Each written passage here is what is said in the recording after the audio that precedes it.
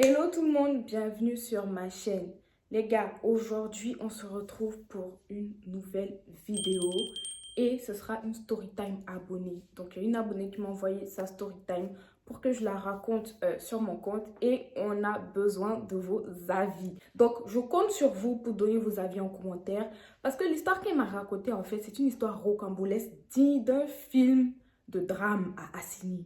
Donc les gars, installez-vous confortablement, prenez à boire, à grignoter, parce que la story time vraiment, elle sera bad, intéressante et j'ai besoin de vos avis. Donc je vous demande de regarder la vidéo jusqu'à la fin pour pouvoir me donner votre avis, parce que en fait mon abonnée, elle est dans un dilemme et elle a vraiment besoin qu'on lui dise un peu ce qu'elle va faire en fait.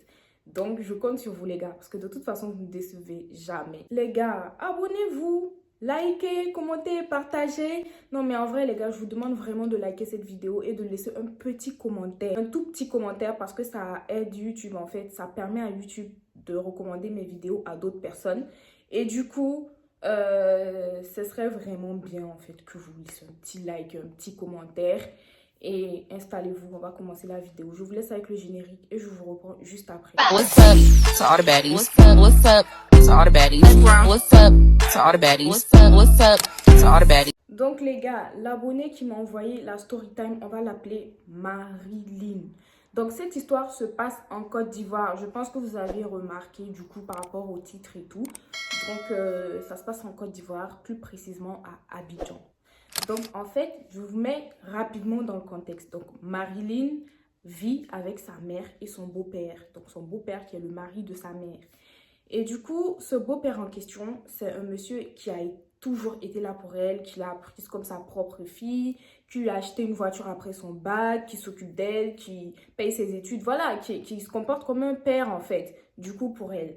Et du coup, la mère de Marilyn, qu'on va appeler Kadi, a une boutique, donc elle vend des accessoires et tout, et une boutique vraiment qui marche bien et qui est très très connue à Abidjan.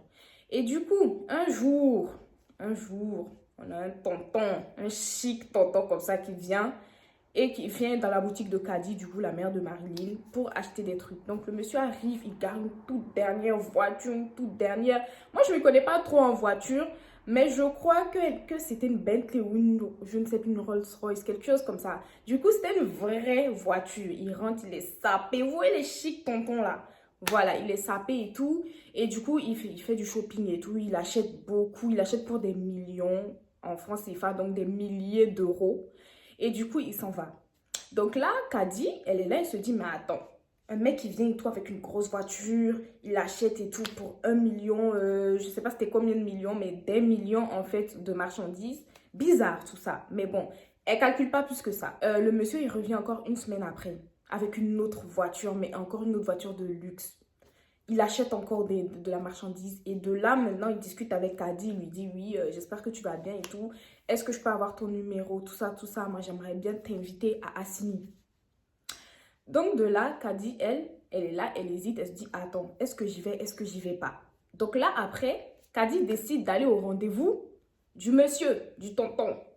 Et elle dit à son mari, du coup, qui est le beau-père de Marilyn, elle lui dit, moi, je vais aller voir ma famille à Yamoussoukro et tout, et je vais aller avec Marilyn. Donc, du coup, en fait, je pense que le fait d'avoir amené Marilyn, c'était une couverture.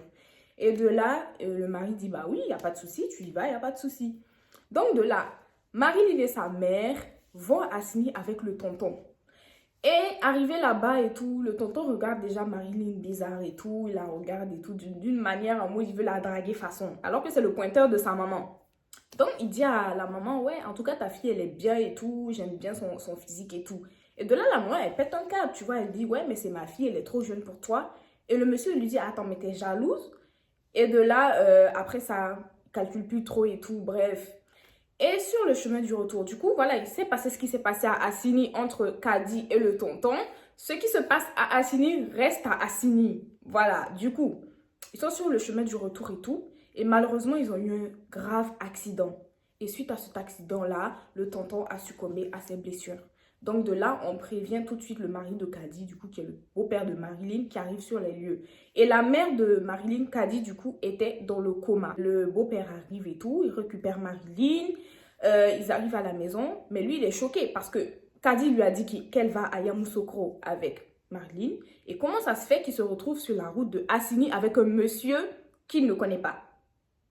Du coup, le beau-père se dit, attends, mais c'est bizarre tout ça, c'est pas ce que vous m'aviez dit. Sachant qu'en Côte d'Ivoire, en fait, Yamoussoukro, c'est carrément dans une autre région, Assini dans une autre région. Et Assini, du coup, c'est une ville balnéaire où les gens vont pour faire la fête. Donc, c'est quasi impossible qu'elle soit allée là-bas pour voir sa famille. Et vu qu'ils sont mariés, c'est clair que le monsieur sait pertinemment où habite la famille de Kadi. Et donc, de là, il demande à Marilyn, Marilyn, écoute, qu'est-ce qui s'est réellement passé? Il faut que tu me dises la vérité. Et de là, Marilyn, elle est dans un dilemme parce que la mère, elle est toujours dans le coma. Et Marilyn ne sait pas si elle doit dire clairement à son beau-père ce qui s'est passé ou si elle doit couvrir sa mère, sachant que c'est sa mère, enfin, c'est sa mère. Mais le beau-père aussi a toujours été là pour elle. Il l'a toujours traitée comme sa propre fille. Il a payé ses études et tout. Donc, du coup, Marilyn, elle ne sait pas comment faire. Donc, le premier dilemme, en fait, serait pour vous, qu'est-ce que vous en pensez? Est-ce que Marilyn doit dire la vérité à son père ou pas, à son beau-père ou pas? Le deuxième dilemme, si vous étiez à la place du beau-père qui apprend la vérité, comment est-ce que vous réagiriez? Donc, j'attends vos avis dans les commentaires, les gars. N'hésitez pas à me dire ce que vous pensez de toute cette histoire. N'hésitez pas à me dire tout, mais ici, on ne juge pas, les gars. On ne juge pas, donc on n'est pas là pour juger, on est là pour donner notre avis, clairement. Donc, moi, je vais un peu vous dire ce que je pense de tout ça. Les gars, moi, personnellement, si j'étais à la place de Marilyn, j'allais être dans la même position. Parce que, est-ce que je couvre ma mère ou est-ce que je dis à mon beau-père, du coup, qui est comme mon père, qui était là pour moi et tout. C'est comme si on me demandait de choisir entre mon père et ma mère. Mais en même temps, si elle a accompagné sa mère à Assini, ça veut dire que d'un côté, elle cautionne ce que sa mère, elle a fait. Donc, est-ce que... En fait, c'est vraiment très compliqué, sachant que si elle dit à son beau-père, elle risque de gâcher le mariage de sa mère et sa mère risque de lui en vouloir toute sa vie. Et du coup, là, c'est vraiment... Moi-même, je ne saurais pas quoi dire parce que je ne peux pas lui dire, ouais, dis à ton beau-père ou dis pas à ton beau-père. Je n'aurais pas su quoi faire. Et du coup, si j'étais à la place du beau-père, c'est clair que si j'apprends une chose pareille, je ne vais pas rester mariée à une personne... à qui je ne peux plus faire confiance, parce que c'est clairement, il n'y aura plus de confiance, parce qu'il n'y aurait pas eu l'accident, lui, il n'aurait jamais su que la tante est partie à signer avec un pointeur. Donc, du coup, là, c'est super compliqué. Donc, les gars, n'hésitez pas à me dire ce que vous en pensez en commentaire, et n'hésitez pas aussi à dire à Marilyn ce qu'elle devrait faire, et on se retrouve bientôt pour une nouvelle vidéo. D'ici là, portez-vous bien, et surtout, les gars, likez cette vidéo, commentez, partagez. Partagez à vos copines, à vos CP qui aiment partir à signer avec les pointeurs là. Partagez pour qu'elles viennent voir en fait ce qui peut arriver, les risques et tout.